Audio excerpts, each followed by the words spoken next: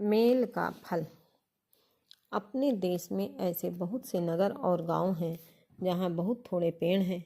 यदि वहां गाय बैल भी कम हो और गोबर थोड़ा हो तो रसोई बनाने के लिए लकड़ी या उपले बड़ी कठिनाई से मिलते हैं।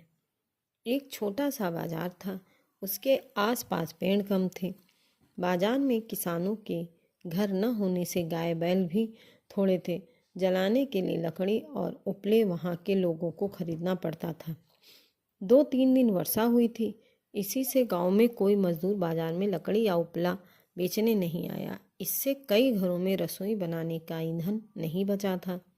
उस गांव के 2 लड़के जो सगे भाई थे, अपने घर के लिए सूखी लकड़ी ढूंढने के लिए निकले।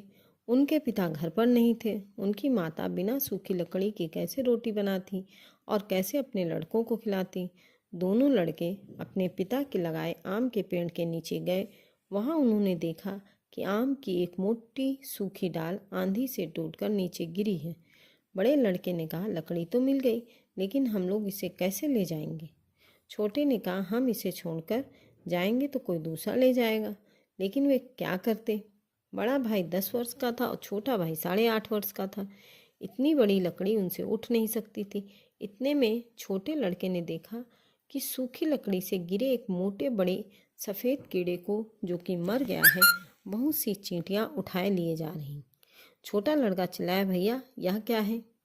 बड़े ने कहा, ये तो चींटियां कीड़े को ले जा रही। छोटा भाई बोला, इतनी छोटी चिड़ियां इतने बड़े कीड़े को कैसे ले जाती हैं? बड़े भाई ने देखा, देखो तो कितनी चींटियां हैं, ये सब मिलकर इस कीड़े को ले जाती हैं। बहुत सी चींटियां मिलकर तो मरे हुए सांप को भी घसीट ले जाती हैं। चींटियां कीड़े को धीरे धीरे खिसका रही थी।